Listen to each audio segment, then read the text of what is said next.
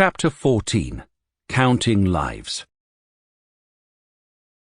On May the 9th, Valerii Legasov and Yevgenii Velikhov were in the middle of a discussion with the Energy Minister Anatolii Maiorets in the Ivankiv headquarters of the State Commission, when they were joined by a new arrival from Moscow, Grigorii Medvedev, a nuclear specialist and ministry official who had been a deputy chief engineer of the Chernobyl plant in the early 1970s. Medvedev had visited it again a few weeks before the explosion. Now Medvedev had just arrived to help with the task of bringing the damaged reactor under control. There were a number of things that struck him. The first was the subject of conversation. The scientists were doing their best to persuade Maiorets to take charge of what was going on at the plant, which belonged to his ministry. 2 weeks after the explosion, the organization of the whole effort to deal with the disaster was anything but clear. In fact, there was no organization. The State Commission was serving as a fire brigade running from one emergency to another. "There are dozens of ministries working here at present," said Maiorets to Medvedev. "The Ministry of Energy is unable to coordinate them all." Velikhov believed that it could, and that it was Maiorets' responsibility to coordinate the efforts of other ministries. "The Chernobyl Nuclear Power Station is yours, so you must organize everything," argued Velikhov. "Today, Anatolii Ivanovich, you have to count people and lives." Only later did Medvedev realize what counting people and lives meant under the circumstances. At the evening and morning meetings of the Government Commission, recalled Medvedev, whenever they discussed ways of performing a particular task, such as collecting the fuel and graphite ejected by the explosion, entering the highly radioactive zone, or opening or closing some gate valve or other, Serhii, the new chairman of the Government Commission, would say, "To do that, we are going to have to count 2 or 3 lives, and for that task, 1 life." 2 weeks after the explosion, everyone was becoming accustomed to a grim reality. To do the job, one had to count not only minutes and hours spent by personnel in the highly radioactive zones, but also lives that might be lost in carrying out the task. That included their own lives. Legasov had returned to Chernobyl instead of undergoing treatment for radiation poisoning, and Medvedev noticed that Velikhov, who had arrived a few days after Legasov, looked not only tired but pale. He had already sustained 50 roentgens of radiation, twice the permissible dose. They believed that they had no other choice. Sacrificing themselves and others was the only way to bring the nuclear monster under control.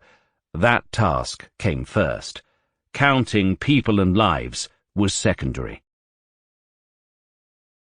In the Soviet vocabulary of the time, they became known as liquidators, likvidatori. Hundreds of thousands of people, mostly men, summoned by the state in the aftermath of the explosion to liquidate, or eliminate, the consequences of the Chernobyl nuclear plant accident. Some of them became known as bio-robots, their task being to remove radioactive debris from the premises. Close to 600,000 men and women were mobilized through the party apparatus, through government ministries and institutions, and most of all through the Soviet Army Reserve System, to go to Chernobyl for clean-up tasks. Inept at ensuring the safety of the nuclear power industry, the authoritarian Soviet regime proved exceptionally good at mobilizing resources to deal with the consequences of the disaster. Everything is proceeding in organized fashion. Just one phone call and a decision is made, Velikhov told Pravda correspondents. Earlier, months were required to reach agreement, but now 1 night suffices to solve practically any problem. There is no one at all who would refuse to work. Everyone is working selflessly. Legasov went on all-union television, praising the new rules of the game, which no longer restricted scientists and engineers with red tape and the need for endless bureaucratic approvals. Decisions had to be made and implemented quickly to head off another, potentially much more deadly disaster. Everyone understood that. There was never such precise work as then, recalled Boris Kachura, secretary of the Ukrainian Central Committee in charge of the Chernobyl disaster efforts. People and resources were mobilized from all over the Soviet Union. While the logistical center of the liquidation efforts was in Ukraine, the centralization of the command economy in Moscow made it possible to bring in resources from all over the country. Newspapers wrote about the heroism of firefighters and successes in extinguishing the source of the radiation. They also celebrated the vaunted Soviet friendship of peoples. "We have a sacred principle," wrote Pravda, quoting one of the early liquidators, Dmitry Zhuravlev, who helped install a pontoon bridge over the Pripyat River. "The sacred principle of brotherhood. Specialists who came here from Belarus are working side by side with us. I have met people from Moscow, Leningrad, and other cities of our motherland in the town center. They all want to help Ukraine overcome the disaster that occurred here as quickly as possible." Although the scientists did not always know what to do, there seemed to be no shortage of people who could be dispatched to the most dangerous place on Earth. Something that the Soviet Union could mobilize in almost unlimited quantities was human resources. The first to be sent into the eye of the nuclear hurricane were members of the military. The firefighters who fought the radioactive fire were on active duty and belonged to the interior troops. The helicopter pilots were members of the Soviet Air Force, and the officers and soldiers of the chemical troops belonged to the Soviet ground forces. In the last category, the absolute majority were draftees, boys aged 18 to 20. The practice of using the military, draftees in particular, to carry out dangerous jobs in the nuclear industry began at the start of the Soviet nuclear program. The military would be sent in to perform the most dangerous tasks after scientists, engineers, and skilled workers had sustained the maximum allowable doses of radiation. The latter were needed to run the program, while the former were deemed expendable. Since the regime did not trust Gulag inmates, soldiers were used as the first bio-robots. Draftees from the Central Asian republics, who had limited knowledge of the Russian language and lacked understanding of the dangers involved in the nuclear industry, were particularly liable to such exploitation. Whereas the maximum dosage of radiation for industry personnel was 25 rem, soldiers were kept at their tasks until they had absorbed 45 rem, almost twice the otherwise permissible dosage. In the fall of 1957, when a tank containing radioactive waste exploded at the Mayak complex in the closed city of Ozersk in the Urals, soldiers whose camp was located near the tank found themselves beneath a nuclear cloud. They were among the first victims and liquidators of the first Soviet nuclear catastrophe of mass proportions. Military men were dispatched to the most dangerous spots to remove radioactive debris. Some refused to follow orders, but most did as they were told. It was in Ozersk that the Soviets acquired their first experience not only of dealing with nuclear disasters, but also of using the military to conduct decontamination efforts. The Chernobyl accident surpassed anything the Soviets had already dealt with or expected to happen in the domain of nuclear energy. The army soon ran out of chemical core troops trained to perform decontamination tasks. The authorities then took the unprecedented step of calling up reservists, the only way to mobilize not only large numbers of men, but also qualified cadres that were not otherwise available. In late May, the all-union government decreed that, considering the large scope of decontamination tasks, the deployment of appropriate units and subunits is to be accelerated, and the requisite number of those liable for military service is to be called up for special instruction meetings for a period up to 6 months. Nobody knew what the requisite number might be. Altogether, close to 340,000 members of the military, most of them reservists, took part in the liquidation of the consequences of the Chernobyl accident between 1986 and 1989. Every second liquidator was a military serviceman or a reservist. When the first reservists began to arrive in the Chernobyl zone in May 1986, there was no existing law permitting the use of military reservists for dealing with the consequences of technological disasters, and the one adopted in the following year allowed mobilization for only up to 2 months. The Soviet Union, however, was anything but a law-based state. People were summoned from the reserves, and sent to Chernobyl on orders of military commissars, and some of the commissars promised the draftees salaries 5 times higher than their normal compensation, as well as all sorts of privileges for them and their families, none of that sanctioned by the government. The commissars had quotas to fulfill. Some draftees were mobilized at their places of work, with no opportunity to see their families and bid farewell to loved ones. It was equivalent to a wartime situation, and although some did all they could to avoid mobilization, others joined the ranks of the liquidators out of civic duty. The decontamination effort at Chernobyl became the task and responsibility of the military, and it did its best to carry it out. At the station itself, and within a 30-kilometer zone, the work of decontaminating villages, hamlets, and roads was shouldered by the army. They did a colossal job, recalled Legasov. Helicopter pilots spread a liquid substance called water soup to make radioactive dust adhere to surfaces, and chemical troops on the ground cleansed the surfaces of buildings as well as soil and vegetation with a special decontaminating solution. Engineering troops destroyed and buried buildings, structures, and machines that were beyond salvaging by decontamination. Among the best-known objects buried by the military was the so-called Red Forest, a stand of pine trees 10 square kilometers in area that had turned red after absorbing radiation released at the time of the accident. The hardship was not only physical, but also emotional, as the young soldiers bulldozed and buried entire villages abandoned by their residents in the 30-kilometer exclusion zone around the power plant.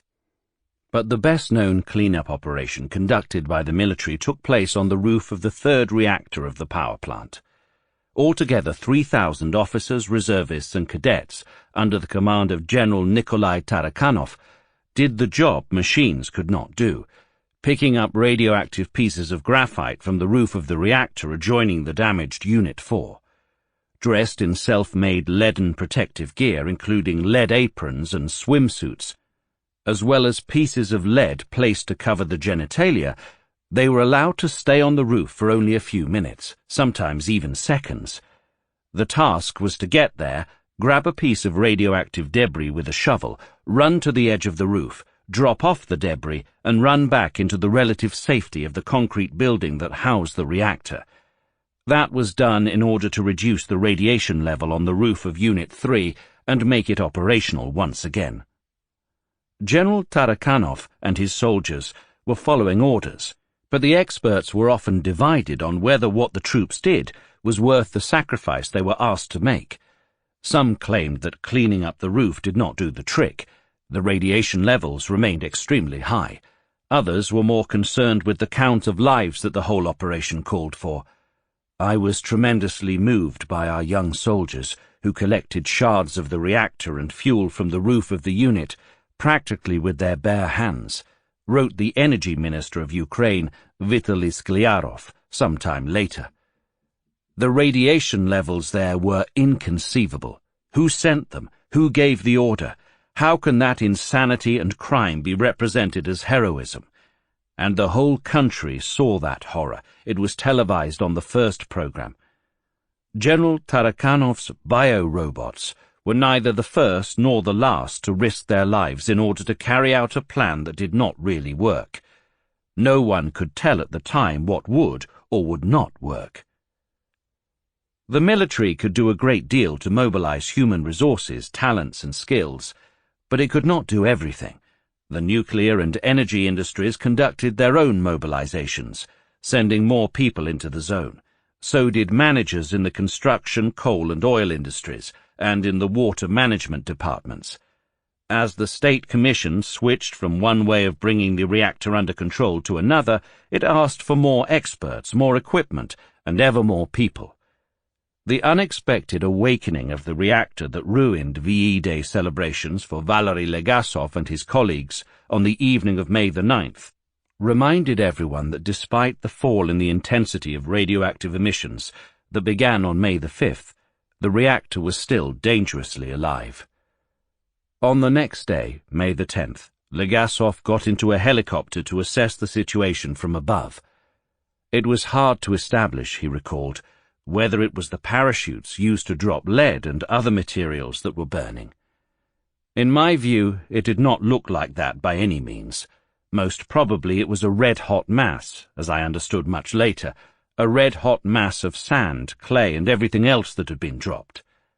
That day, the Ukrainian Prime Minister Oleksandr Lyashko told the members of the Ukrainian Chernobyl Commission that the explosion had been caused by the collapse of the crust built on top of the reactor by an accumulation of substances dropped on the unit in the previous days. The crust had melted from the heat. The good news was that after a temporary spike, radioactive emissions from the reactor continued to diminish. Even so, no one could tell what the reactor would do the following day. Fears of the China syndrome were far from over, the main concern being that the burning reactor and radioactive fuel would sooner or later bulldoze their way down to the water table. At first, the State Commission had decided to pump liquid hydrogen underneath the reactor to cool it down. Construction workers, drilling crews, and equipment were brought into the area, but it soon became clear that the idea had to be scrapped. The construction crews could not get close to Unit 4 because of the high levels of radiation, and horizontal drilling undertaken from a safer place behind Unit 3 turned out to be extremely difficult. With the drilling equipment available, they could create frozen pockets beneath the damaged reactor, but not the solid frozen platform that was needed to cool the reactor from below. Despite Legasov's skepticism, the new head of the State Commission, Ivan Serhii, gave Velikhov his approval for the construction of a concrete platform that would be cooled by pipes conducting ammonium hydrate. To build such a platform, it was necessary to dig a tunnel and then a chamber beneath the reactor to house the freezing equipment. Only then could pipes be brought in and concrete poured under the reactor. Those who supported Velikhov's idea argued that a concrete platform would have to be built under the reactor one way or another. They explained to officials of the International Atomic Energy Agency, who were monitoring the situation at the Chernobyl nuclear plant from their headquarters in Vienna, that the platform would also serve as a foundation for the structure that would have to be built to enclose the reactor and make it safe. Drilling equipment was removed from the site, and miners were brought in. The first of them came to the construction site from the Donbass mining region in eastern Ukraine, but soon other crews began to arrive from mining towns in Russia and other parts of the Soviet Union. Altogether, there were more than 230 miners from the Donbass, and more than 150 from the Tula region, approximately 240 kilometers south of Moscow, who took part in the project. Communist Party committees at mines all over the USSR were given the task of selecting the very best workers. Vladimir Naumov, a 30-year-old miner from the Tula region of Russia, who came to Pripyat on May the 14th, recalled that every miner sent to Chernobyl was approved by the committees. The scientists were worried that the use of heavy machinery could make the reactor building's foundation shift and possibly crack, releasing radioactive substances from the reactor's core into the earth and affecting groundwaters. The miners were therefore forbidden to use any heavy equipment. They had to dig virtually with their bare hands and push carts full of soil out of the tunnel also by hand, and dig and push they did. When that chamber was being dug, the soil was taken out in a wagonette. They installed it in the tunnel immediately, recalled Naumov. It was a half-ton wagonette that we used. Just imagine that every shift brought out 90 wagonettes, and once there was even a record of 96. And now do the math. 3 hours are 180 minutes. That means 2 minutes for every trip. To fill the half-ton wagonette, push it a distance of 150 meters along the track, empty, and return it. And it was pushed by 2 men, while 5 or 6 filled it with their hands or with shovels.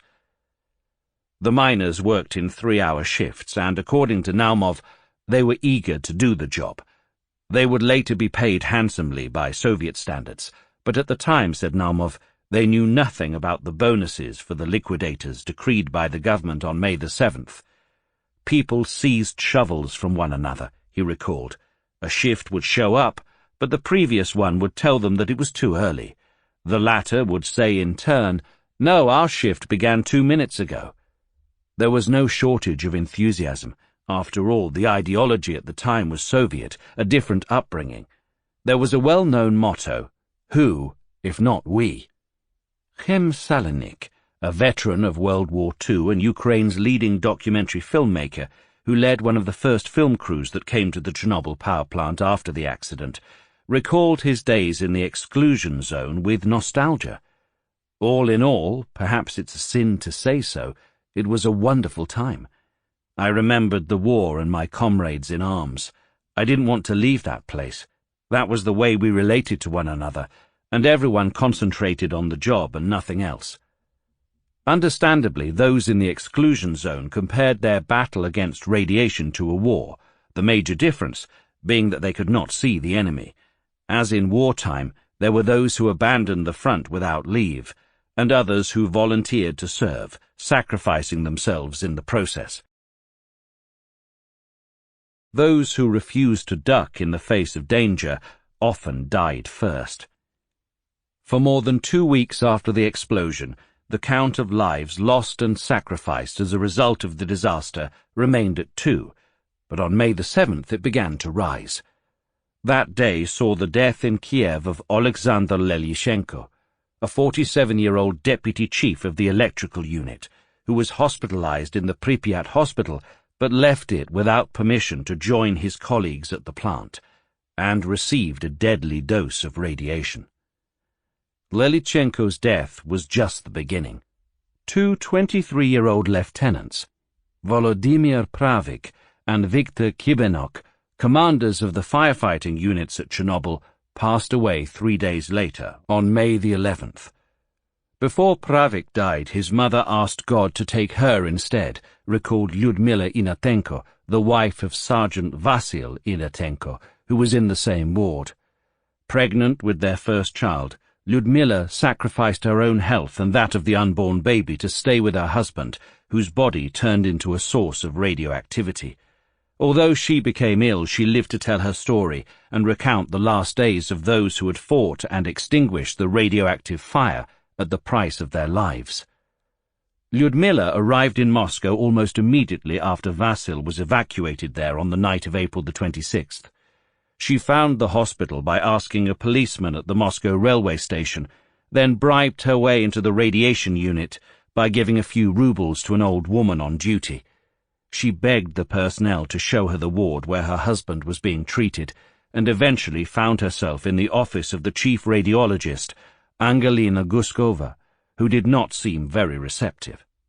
Guskova asked Lyudmila whether she had any children. The only thing on Lyudmila's mind at the time was to get Guskova to let her see Vasil. She assumed that claiming to have children would strengthen her case, and said that she had 2, a boy and girl. In reality, she had none. Lyudmila decided not to mention that she was 6 months pregnant. Guskova expressed satisfaction on hearing Lyudmila's story because, given Vasil's condition, it was unlikely that the couple could have any children in the future. Lyudmila thought to herself that if Vasil's health had been undermined by the accident, she could accept that. The most important thing was to see him. Guskova gave her permission. Vasil was in better shape than he had been in Pripyat when his face was swollen. Now it looked normal. He was in the same ward as the rest of the firefighters hospitalized a few hours after the explosion, including the lieutenants Pravik and Kibenok. On seeing Lyudmila, Vasil joked that there was no escaping her. The others were also happy to see her and asked about the latest news from Pripyat. They were still trying to figure out what had caused the accident. Most believed that it had been an act of terrorism or sabotage. Someone had blown up the reactor on purpose. Lyudmila became a caretaker not only for Vasil but also for other firefighters in his ward, whose family members were not yet in Moscow. She would cook for them at her friend's apartment where she was staying, and when they were no longer able to chew, she would grind the food for them. At some point she moved into the hospital building to be closer to Vasil and his comrades. Dressed in hospital attire, she was often mistaken for a medical aide. She was also learning the basics of radiation medicine. As Dr. Guskova explained, Acute radiation illness proceeded in stages. The last days of April were relatively good for the Chernobyl firefighters and reactor operators in Moscow. Arkady Uskov, one of the reactor operators who had arrived at Unit 4 a few hours after the explosion and taken control of the reactor from Alexander Akimov and his crew, noted in his diary, "I feel normal." Uskov ended up in Hospital No. 6 with the first group of patients evacuated from Pripyat on the night of April the 26th. His only complaint was that he was constantly thirsty. His main concern that day was the discomfort caused by a blood test. Blood from a finger is nothing, but blood from a vein is hardly a pleasure, wrote the 32-year-old reactor operator. On May the 2nd he made another note in his diary. "I feel fine. I could eat a horse." At that point, most of the patients were concerned not about their health, but about the cause of the explosion and further developments at the power plant. Many saw it as their responsibility to go back and help remedy the situation. "We often think of our own workplace. Our guys," wrote Uskov on May the 4th. "What a bad time to end up here. At this time, our place is there." 2 days earlier, concerning his conversation with Anatolii Dyatlov, a key figure in the events of the fateful morning of April the 26th, he had written, "All we talked about were the reasons for the accident." It was on May the 6th that Uskov first noted a change in the condition of his fellow patients. A doctor told him that the invisible period of radiation sickness was coming to an end. Dyatlov developed visible burns on his face and legs, and suffered from a major burn on his right hand. Viktor Proskoryakov, one of the 2 interns Dyatlov had sent to the reactor hall a few minutes after the explosion to find out what had happened, was in particularly bad condition. People began to die. "It's a shame to die young, at the height of one's powers," recorded Uskov on May the 9th, VE Day. "In the evening we watched the holiday salute," he noted, "but we took little pleasure in it." On May the 11th, Uskov recorded the appearance of radioactive burns on his own body, beginning with one of his fingers. He was among the few lucky ones who survived the ordeal and eventually returned to the Chernobyl power plant. Most of his fellow patients did not. On May the 9th, Vasil Inatenko presented Lyudmila with flowers for the last time. She was in his hospital room when he opened his eyes and asked her, "Is it day or night?" She told him that it was around 9 in the evening. He asked her to open the window. There were fireworks outside. "I told you I'd show you Moscow," said Vasil. He had been stationed in Moscow during his service in the Soviet army and had always promised his wife that one day he would bring her to the capital of the Soviet Union. "And I told you that I'd always give you flowers on holidays," Vasil said to Lyudmila as he took 3 carnations from under his pillow. Running to him, she hugged and kissed him. He protested, well aware that his own body was a source of radioactivity and that Lyudmila was pregnant. She stayed with him all night. Vasil was scheduled for surgery in a few days to replace his bone marrow. It had been damaged by the radiation and had stopped producing white blood cells, which are essential to survival.